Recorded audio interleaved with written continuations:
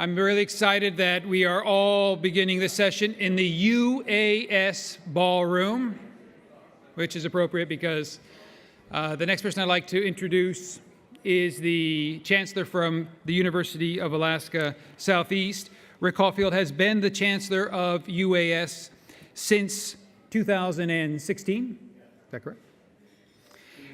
His previous academic positions include Provost at the University of Alaska Fairbanks, faculty member and administrator, and he is also on the board of directors of the Juneau Economic Development Council. So with that, I'd like to introduce Chancellor Caulfield.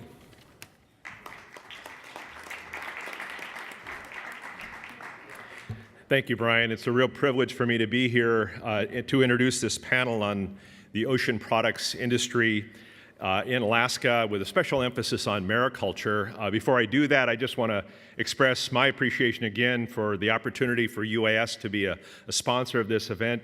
Thanks to Brian Holst for his leadership at JEDC, and Dana for your hard work in making this a successful event. It's a privilege that I have to serve as Vice Chair of JEDC, and I know they work very, very hard in support of Juneau and economic development in our communities here in Southeast Alaska.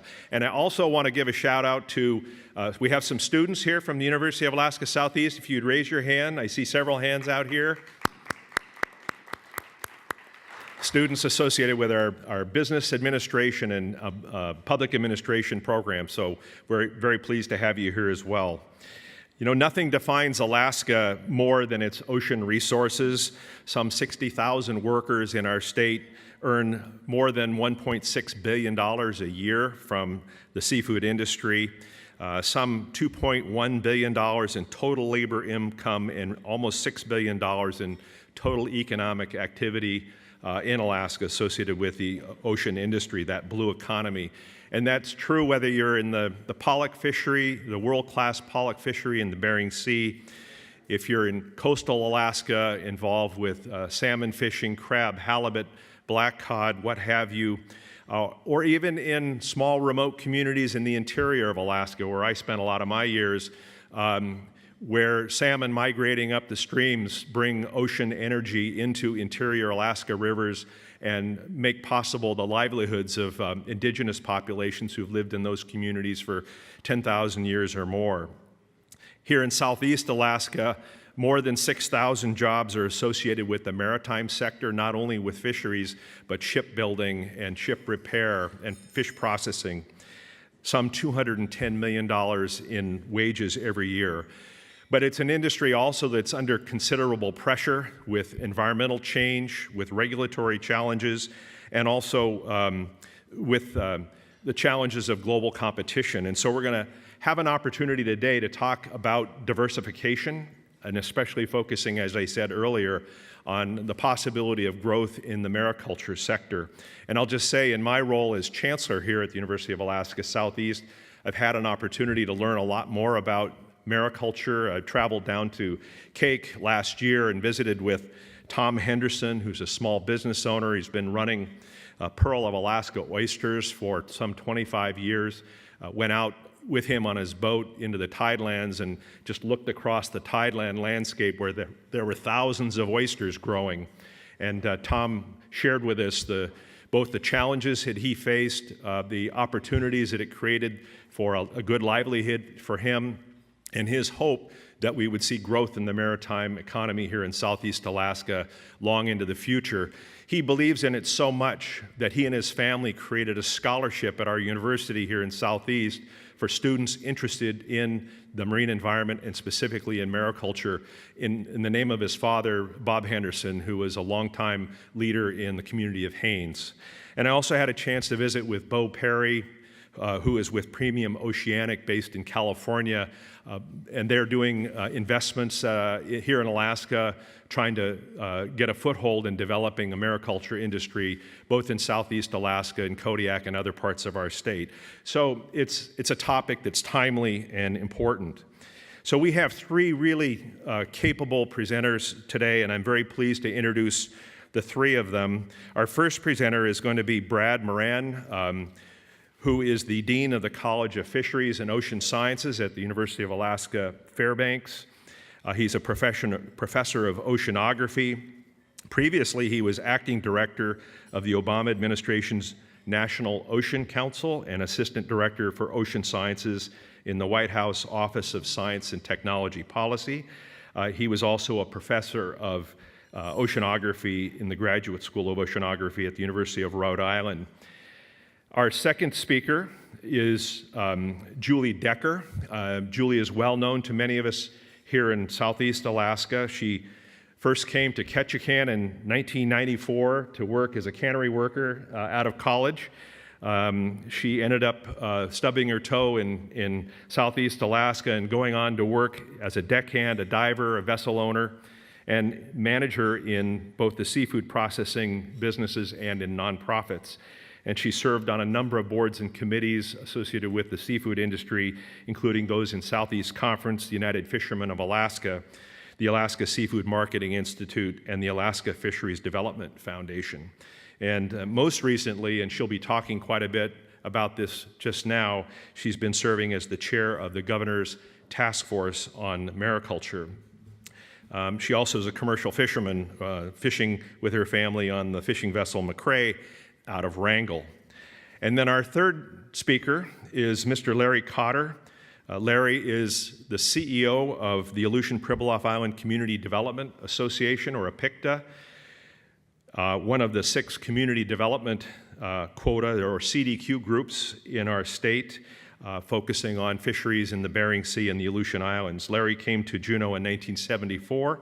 He went to work, I think, the next day at the Juneau Cold Storage and worked there for a number of years, went on to become a labor organizer for both longshoremen and cannery workers here in Southeast Alaska. And he served 2 terms as a voting member on the North Pacific Fisheries Management Council from 1986 to 1992. And he too has extensive experience in economic development and has served on numerous boards and commissions in seeking to grow Alaska's ocean economy. So with that, we have an opportunity to hear from each of these 3 speakers. Dean Moran is going to start off giving us sort of a big picture about Alaska's role in the global seafood industry and leadership within the university system for helping drive that forward.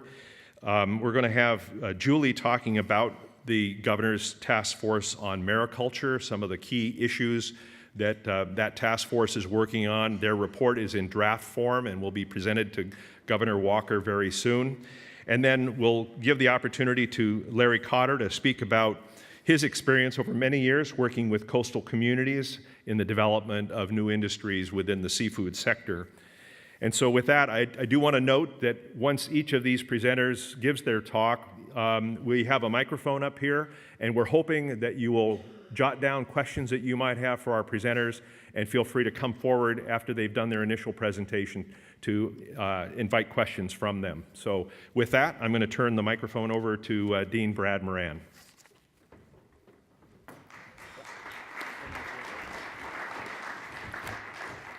Thank you very much for my glasses. Thank you very much, Rick, and thank you, Brian. And it's my first time at this this event, and I think I'm incredibly impressed. It's really, truly inspiring to be here. So as Rick noted, I'm going to try to frame this conversation, this panel, by taking a step back, because whether we're talking about IT or biotech or health or ocean economy as an industry, there are really 3 pillars that you have to consider, or one has to consider, and that is the opportunity. And I think, as Rick had noted, the opportunity for Alaska in the ocean economy is tremendous. We have half of the coastline of the country here in Alaska. So there's one point. The other is strengths or capability. What are the strengths of Alaska in this area? And there are a number of those. And the last would be support, and that's a broad definition of what it will take for us to, as a state, working together to move the needle. So let me try and step back from that, though, and try and provide a global picture before I get into one example of the ocean economy for Alaska, which is mariculture. And that is the global ocean economy is a very big deal. A couple of stats: half of the population of the world lives within 50 kilometers or so of the sea. Right? So we are, as humans, a maritime global economy. Our goods and services travel in this manner, and they will continue to do so going forward. In fact, the OECD report that's out there in 2016 says that we will have a doubling of the ocean economy from $1.5 trillion globally to $3 trillion by 2030. And this is grounded by very good economists putting their name behind that. So there's a tremendous opportunity on a global basis for the ocean economy, and that is in ocean products, in ocean technology, in many other ocean industries. And so there's really no question on a global basis, and many other countries are diving into this, and we need to do this more so now in Alaska and in the nation. One sector of that, which is definitely getting a lot of interest lately and has been drummed up over the number of years, and I think it's just a fantastic opportunity for Alaska, is mariculture. And I would like to show one slide. It is already there. Fantastic. This slide, many of you have probably seen this slide, but basically what it's saying is on the vertical axis, this is the amount of protein we're hauling out of the ocean in terms of fish products, versus time in decades to 2060. Sometimes it's 2100, I never know. And so we're at the vertical axis right there in the middle is our point right now. So we are at the point on a global basis, this is a global slide, this is not Alaska, where we cannot pull any more seafood protein out of the ocean to sustain the population growth that will be hitting some 9 billion in several decades down the road. And the only way to do that, as depicted in this slide, is through aquaculture, as we refer to more in Alaska, mariculture, right? It's just not possible. And there are many fisheries folks in Alaska that will tell you this is the case. So with this slide, the reason I'm showing this, and you may have seen this, is because this is, in a nutshell, the opportunity to meet the future global demand in ocean products, in food security, and drawing from the ocean will only be possible with innovation around aquaculture. It's not simply a matter of hauling out more and more from the ocean. It's a matter of being innovative in terms of new technologies, new approaches to sustain that global resource. And Alaska has a tremendous opportunity in here with a $4 billion wholesale valued fishery, incredibly well managed. We don't have to have that conversation. Everyone knows that here. And now venturing more and more into an opportunity called mariculture, which others on the panel, Julian particularly, will talk about. So this is really the opportunity. I wanted to touch on a little bit. Before I go, actually yesterday, Franz made a good point. One of the challenges for Alaska in this opportunity is this term he used as density. And so we don't really have a lot of density in Alaska in terms of population. We are primarily near the coast, but there's not even 1 million people in the largest state in the Union. So we have a challenge there. That means we're going to have to work together. There's no question. We certainly have a lot of diversity, in my opinion, and we need to attract more diversity to make this move forward. But the key to this really is innovation.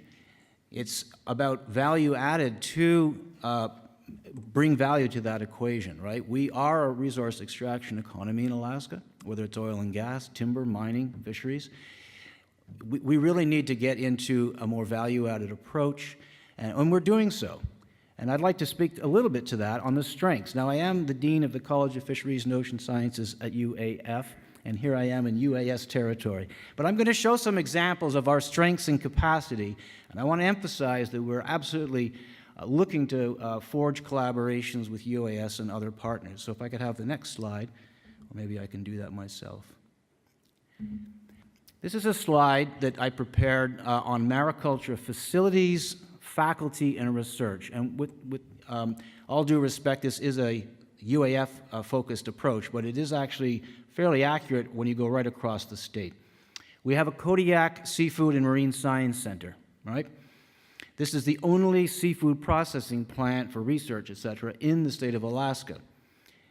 It has food labs, kitchens, biochemistry labs, et cetera. Tremendous capacity, and as Rick had noted, Blue Evolution is now leasing space to work on producing kelp for market value out there in our facility.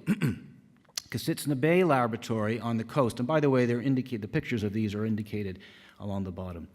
Kositsna Bay is a NOAA co-managed facility, and we're engaged in aspects of mariculture, not as directly applied in Kodiak, but in looking at sustainable use of marine invertebrates and other seaweeds, etc. This is a facility that is absolutely open for business, if you like, for the state of Alaska. The Seward Marine Center, which is more known for housing the home port for Quota, our research vessel, but in fact has tremendous facilities for mariculture research located on the coast there in Seward. And it also we work very closely with the Elutic Pride Shellfish Hatchery, particularly in monitoring ocean acidification as they rear their hatchery seeds. And last, out here in Juneau, is Lena Point, our facility, our research and teaching facility, almost entirely around fisheries, but also in a more broader context. And some of the faculty that are engaged in this across the state actually are listed along the bottom there. Keith Criddle, Ginny Eckert, many of you may know. And I've put down Mike Steckel, who is a joint faculty with our college and is also at UAS, and he's leading the charge on kelp as a resource in the state. So we'll hear probably more about that soon. But see, these are some of the strengths that we have right now in terms of our university infrastructure.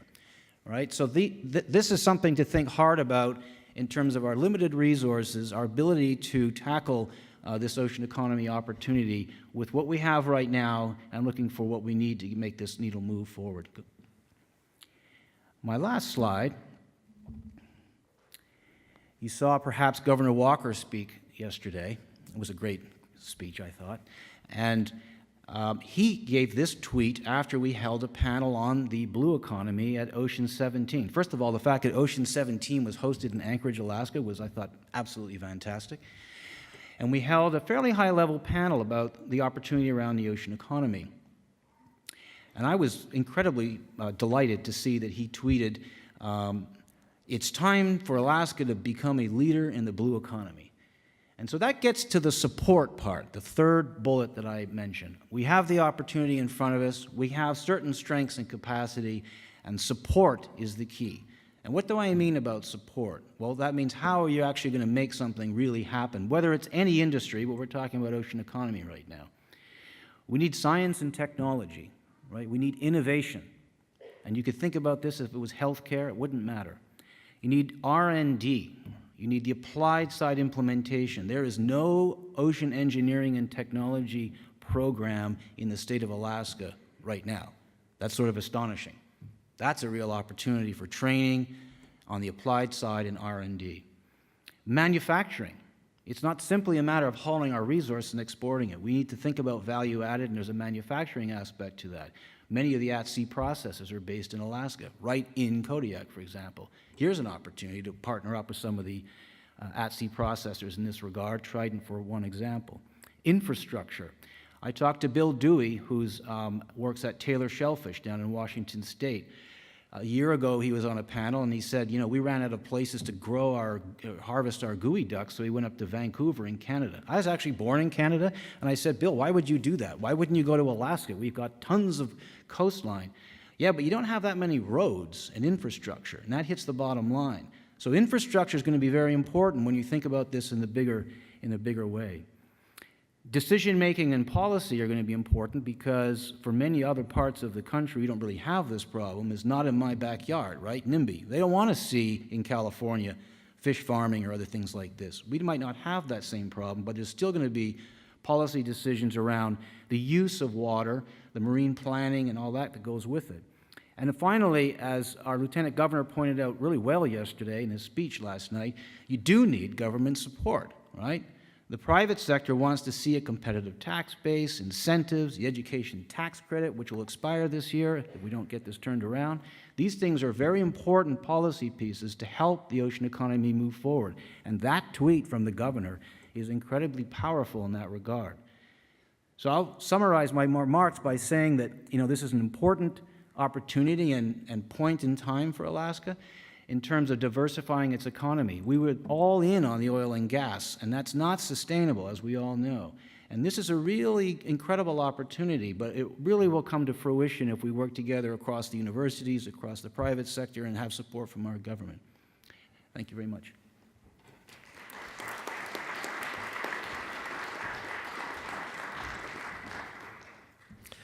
Thanks very much. Our next speaker is Julie Decker, who's going to be speaking about the work of the Governor's Task Force on Mariculture. Julie? Good afternoon. So, going with the theme of innovation, I tried to think about my presentation about mariculture and what the task force has been doing given that theme. Let's see. Okay, this is what's showing. So, I'm going to set my timer here. Or do I have someone that'll tell me? Will you tell me what I'm? Okay, good. So the number one thing that we decided as a task force is that we needed to always explain exactly what we were talking about when we said mariculture. I thought it was interesting this morning at the exercise. I think the phrase was reverse your expectations or your assumptions. So when we talk about mariculture, we're not talking about finfish farming. So in Alaska, finfish farming is not legal, and so that's off the table. We already had that policy discussion in the past. So we're moving forward with what is legal in Alaska, and that is shellfish and seaweeds. And we kind of use the term shellfish generally to mean shellfish and invertebrates. Pacific oysters are the only species allowed in Alaska that is not a local or native species. And we're also talking about different ways, different activities around mariculture. And this is, I think, where the innovation comes in. So we can be talking about fishery enhancement, kind of like what we do with salmon. We can be talking about aquatic farming or restoration activities. So all of these things intersect with hatcheries, so shellfish or seaweed hatcheries. We formed a little sort of steering committee around mariculture when we initially started looking at this. We had a group of stakeholders, and we had approached the governor with sort of a vision and an idea. And he really liked the vision. And so he decided to create a mariculture task force to help us focus and develop a comprehensive plan of how to actually do this in the state. So we're due to deliver that to him March 1st. And I think one of his big motivations was he saw the benefits that Alaskans could receive from mariculture. So just very quickly, I think we've heard a lot of these things, but economic benefits in terms of jobs and coastal community, cultural benefits in the sense that these are a lot of, it matches very well with some of our traditional food sources. Food security leads to additional food security. It's very complementary to our existing industry, whether you're talking about our assets as far as thousands of commercial fishing vessels across the state, some of the largest seafood processing plants in the country, our reputation for sustainable management. And then there's benefits to the environment as well. These species provide a number of ecosystem services, and they can be really useful and benefit us in the future. So after the governor formed the task force, I'm going to I don't want to get into tons of details on the task force because you'll probably be bored to sleep. So I wanted to keep it more light on the opportunities and the innovation kind of side, but we did have quite a significant comprehensive planning process. It was almost 2 years long. It included, the 11 members of the task force. It included 5 different advisory committees. We actually did 2 separate economic analyses. The first one was like a set of case studies around different regions of the world and what made them successful in developing mariculture.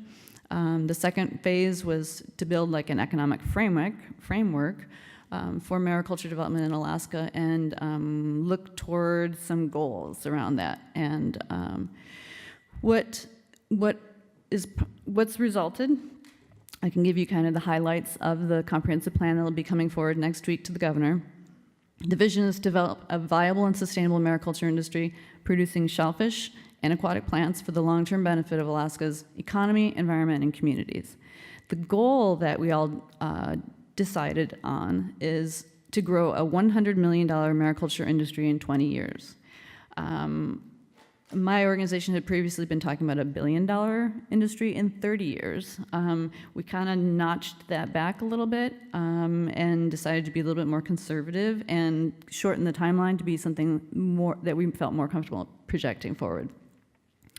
There were a set of guiding principles using to develop the plan, and lots of recommendations that came out through this advisory committee process, which utilized lots of different stakeholders' expertise that was bigger and broader than just the set of 11 task force members.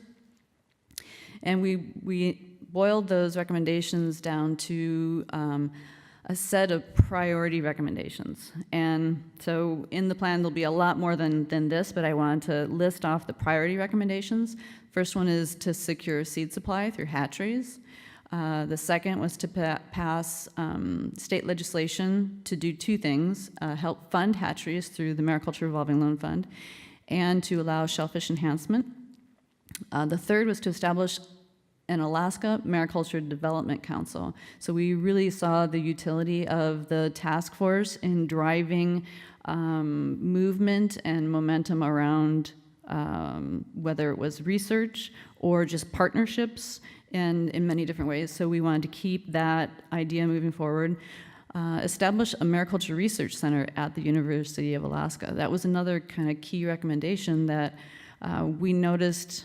You know, in the past, we had lists and lists of recommended research that just kind of sat there, and there wasn't really a lot of work done on those.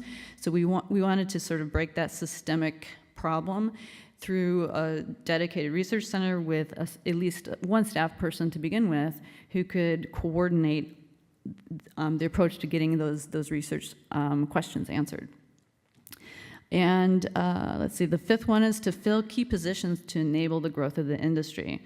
And there were two of those. NOAA in every other region of the United States has an aquaculture coordinator, but we don't have one in Alaska, so we wanted to fill that position. And then also Alaska Sea Grant had a mariculture specialist in the past, so we wanted to refill that position. So this is kind of interesting because mariculture has been in the news quite a bit recently, and here's just a few articles that talk about, you know, growth around this industry in the hundreds of millions of dollars in different instances.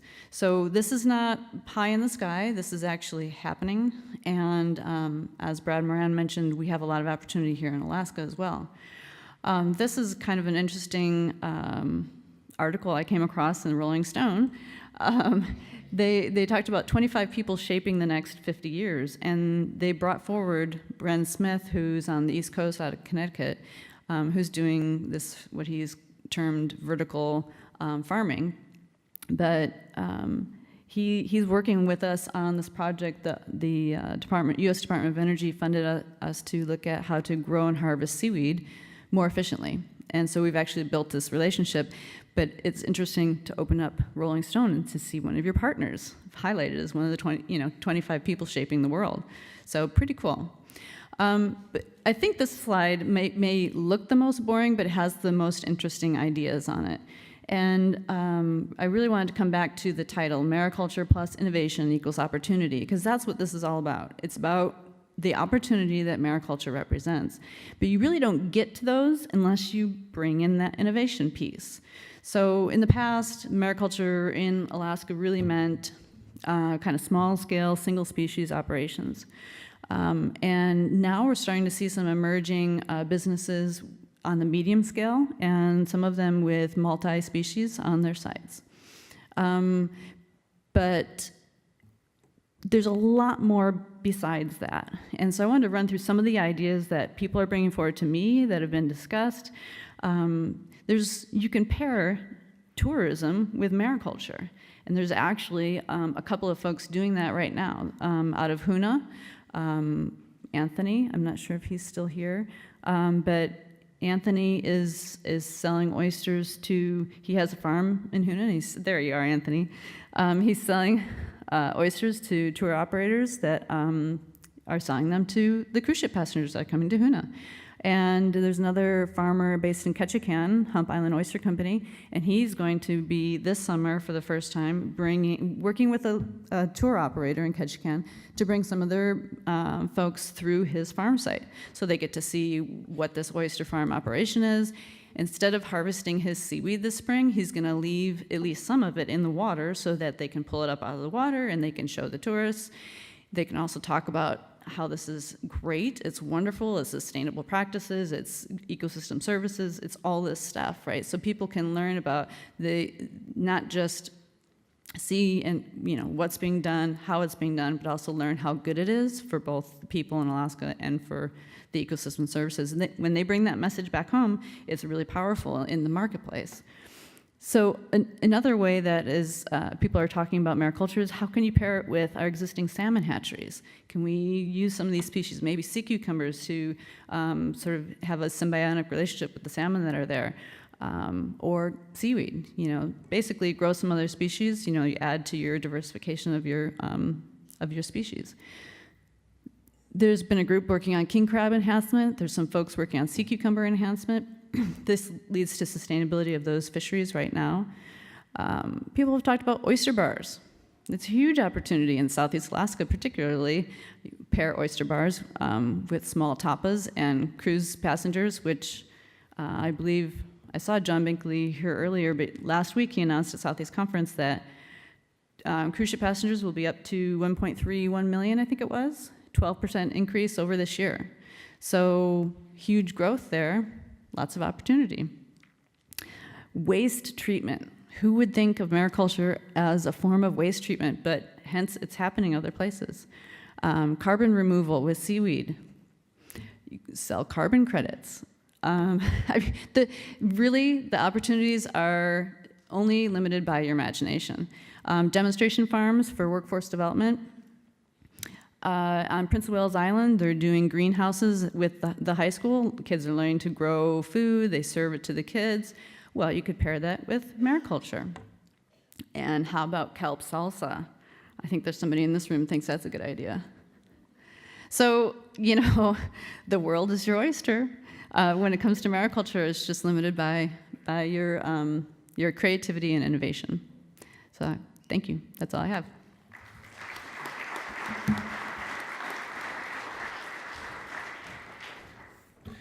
Our third presenter is someone who has spent a lot of time thinking about how expansion of the blue economy can benefit Alaskan coastal communities, particularly in the Apicta region, the Aleutian-Pribilof Island area. That's Larry Cotter. Larry?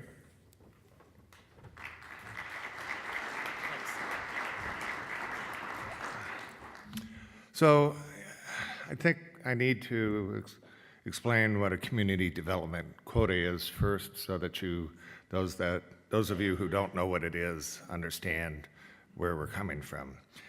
This program was established in 1992 by the North Pacific Fishery Management Council. Actually, I was a member of the council at that time when the program was developed.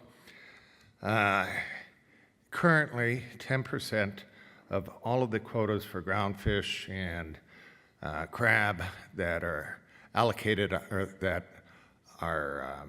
allocated on an annual basis in the Bering Sea, Aleutian Islands, are dedicated to the CDQ program. That is roughly 440 million pounds of fish and crab, which is a sizable amount of fish. There are 6 CDQ groups that were formed in 1992, representing 67 communities and 28,000 residents. The purpose of the program was to generate capital for the economically disadvantaged communities in that region that they could then use to invest in their communities to develop stable local economies. What have we learned from the CDQ program? Well, a lot of things. First, you're going to start off with a lot of ideas, but and you need to pursue all of them, but you really have to get community buy-in. If you don't get community buy-in, it doesn't matter how good the idea is, it's not going to go anywhere. Second, you also need to protect community interests. folks in rural Alaska perceive threats where those of us who don't live in rural Alaska don't see those threats and don't necessarily understand them. You need to listen, and you need to pay attention, and you also need to construct a foundation upon which to grow. In our region, docks and harbors were far and few between, and if you're going to develop a local economy based upon the seafood industry, you can't do that until you build a harbor and a dock, and then you have the foundation upon which to bring in a processing plant and expand thereafter. You need to incorporate renewable energy. The cost of energy in rural Alaska is really out of sight, and some of our communities, a kilowatt hour of electricity is over $1. How are you able to develop a viable, sustainable business when you have to pay over $1 an hour for electricity? It doesn't work, and the PCE program doesn't apply to commercial interests, so the business is stuck paying for that themselves.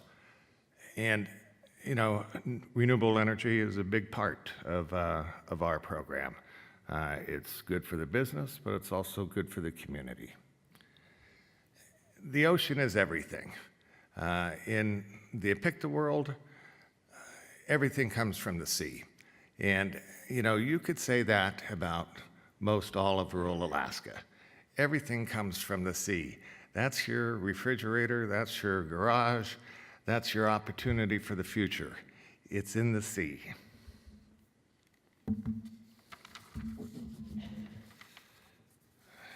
You need to visualize the future. The CDQ program started 27 years ago. When the program started, the 6 groups had 0 in assets. 27 years later, we have in excess of $1 billion in net assets. We started with 0, and we moved to in excess of $1 billion in 20 years. Frankly, I think Julie's goal is low. Just to comment real quick, the very first slide that Brad showed, if you read the fine print, it had aquaculture increasing at 2 million metric tons a year. So to put that into perspective, the amount of fish that we harvest in the Bering Sea each year is 2 million metric tons. So aquaculture is going to grow every year as much as we harvest in the Bering Sea. That's rather amazing. Capital, of course, is critical. You have to have money for an initial investment, and you need to have the staying power. And I mentioned seaweed versus shellfish. We looked at raising oysters in the Aleutian Islands, and what we discovered was that in Southeast it takes about 4 years to bring in a crop. In the Aleutians it would take about 5 years to bring in a crop. So that means that you're going to invest your money and you're going to invest your human power to raise the shellfish, the oysters, take care of them. You're going to do it for 5 years, and you're not going to have a payoff. That's an awful long time. So if you're going to move into that world, you really need to be prepared to go without any return for 5 years. Seaweed, it depends on what you plant, seaweed, kelp, etc. But generally, you can get a harvest in 6 months. That's a rapid turnaround. That's something that you can contemplate doing, and it's a lot less expensive than other items. I think Brad mentioned infrastructure. Maybe Julie did as well, but infrastructure is critical. The talk about the roads in Southeast. Yep, I don't know how many more roads we're going to get in Southeast. with the Tongass, but docks, harbors, processing facilities. You need to take advantage of what you have, and you're going to need to invest in more infrastructure. That just goes without saying. Human resources, we all know how important people are. You can't do it without people.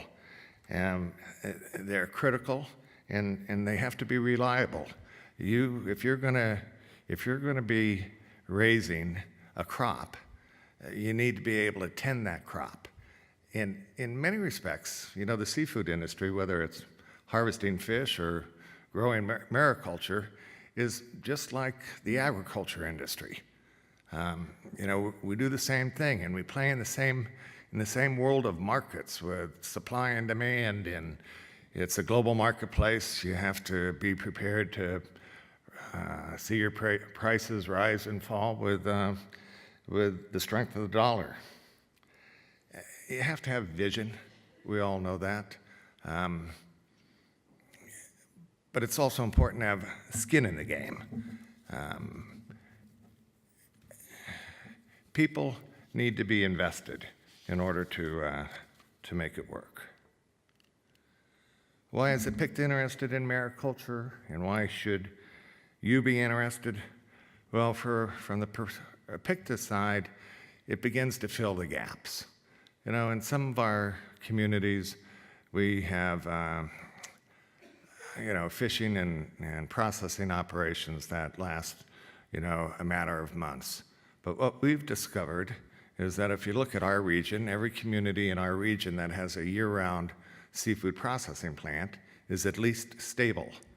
And every community that does not is in some state of decline, some more precipitous than others. So, the way to stop decline, well, there's lots of problems, but one way to arrest decline is to have year-round employment opportunity, economic opportunity, and mariculture provides an opportunity to bridge the gap for us.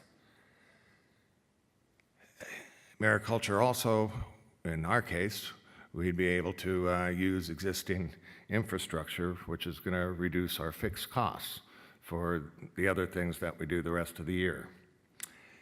It would generate revenue to all entities in the community, obviously community taxes, but also employment. It's economic diversification.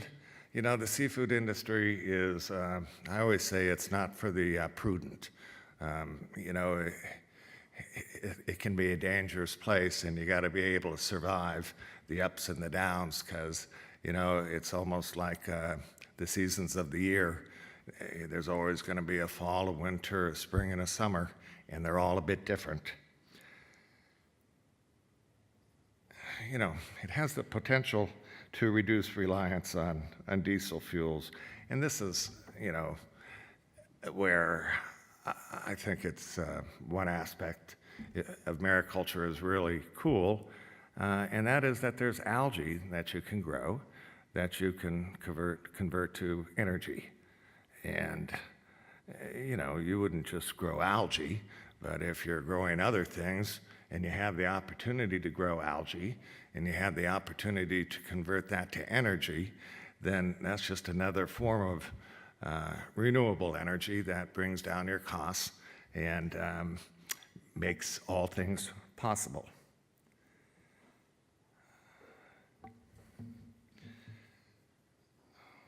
I have a note to myself that I don't understand.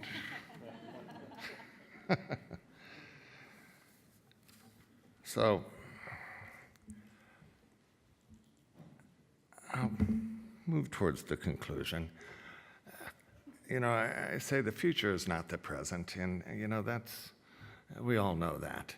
But sometimes, we get stuck in the present. And, I think when I was a kid, somebody would say, you can't move forward if you keep looking in the rear mirror. And, we need to start living in the future. we need to start thinking that, if I could do this 10 years from now, well, it's only going to happen 10 years from now if you start to implement today. And, the first step is the most important step because it gets you, it initiates your momentum. And the ocean, is full of opportunity. I really don't need to explain that anymore because I've touched on it. Stability and growth demand diversity. And that applies to both the social realm and the economic realm. If you're interested in healthy communities, you need to have diversity, economic diversity. You need to have a level of tolerance. You need to have a stable economy in your community. Otherwise, things begin to fall apart. And if you don't diversify, then whatever business you've got, you're potentially in trouble. I always tell my kids, I tell them never ever quit. I also tell them though that doesn't mean that if you run into an obstacle that you never quit bumping into that obstacle. It means that you incorporate flexibility and you move laterally to the left or the right, always probing forward until you find the opening to move forward again. That's what's necessary to be innovative and successful, in my opinion. Obviously, an innovative mind, patience, and commitment are essential. I think we all know that, but we have to remember that. Brian asked me to sum up with how are we going to get there? And, I shared a bit about it, picked in a bit about the thinking that we have, but to really launch this industry, we need, the ideas that Julie articulated. The legislation that she referenced passed the House last year and is sitting in Senate Finance right now, and we expect it to pass the Senate this year. So that's a good first step. We may need to be creative. The CDQ program, to my knowledge, is the only program of its kind in the world, frankly, and it doesn't need to be. The same concept of taking a portion of a public resource that industry uses and setting it aside for community development and use can be applied to carbon credits, could be applied to our timber industry, and theoretically it could be applied to mariculture, where you take some acreage in the submerged acreage and you set it aside for communities to work with industries or industry companies to develop the businesses and develop the communities.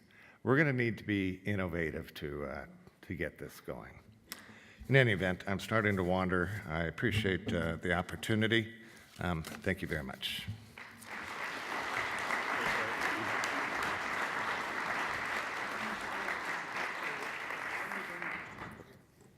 So we have limited time, but let me just see, is there anyone who has a burning question out there that'd like to present to our panel? We have a microphone right over here.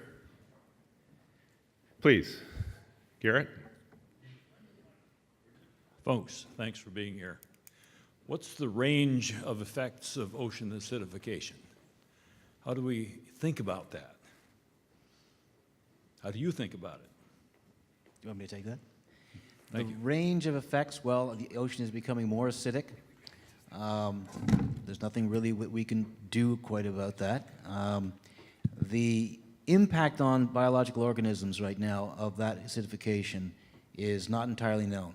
Clearly, if you acidify the ocean enough, you're going to dissolve calcium carbonate, so oyster shells, et cetera, will perish. But It's a lot more complicated, not surprisingly, than that. And I would say at this point, more research is needed and being done. But the ocean is becoming more acidic simply because there's more CO2 in the atmosphere, and a pure chemical reaction with seawater will make that seawater more acidic, and that does have an impact on biological organisms, but you know, all of the impacts of that are not fully understood right now. Sorry if that's a bit vague, but that's my honest answer. So just a real quick tag on that. Mariculture, though, particularly in the hatchery, could offer some ways of adaptation. That's sort of a laboratory setting almost, where you can fine-tune the pH level for these little babies, so to speak, when they're at their critical stages, and might be enough to get them past those critical stages where then they could be released in the wild. That's a potential scenario in the future. You just don't know, but I think that having additional hatcheries and the research he's talking about will allow us to have some of those techniques in the future. And I'll just tag on and say that I think ocean acidification is the scariest thing out there. You know, I don't think people fully understand the grasp of the threat. Thank you. Next question.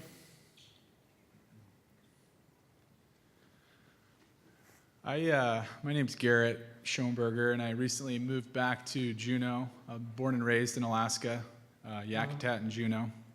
And I came back to start a business, and my previous job was doing acquisitions for a private equity company, and we would look at new markets to enter. And part of looking at a new market was looking at some of the drivers of the economy. One of the big things was higher education, and I look at coming back to Alaska, my home state, and having a fresh perspective. I look at the University of Alaska system, and I say, man, we have an undeniable location and access to world-class fisheries and research, and part of entrepreneurial, and we're looking at the title of this, you know, the Innovation Summit and entrepreneurship and creating jobs. This is more for the dean here. What are we doing as a university to make the University of Alaska a world-class fisheries university? And we should be shooting to be number one. And I don't know, with my full disclosure, I don't know where we're at, but just kind of a passion thing. It seems like we have this great access, and I want to know what we're doing as a university to attract talent, because R&D, infrastructure, universities create innovation, and that creates jobs with combination of the private sector. So what are we doing to create that? That's a great question. Thank you so much. Boy, there's a lot of answers I can give, but let me just point to one article that was in the Newsminer this morning by our president, Jim Johnson, about Center Ice, which, by the way, is like so timely, having won the gold medal in the women's hockey. Center Ice is a new center for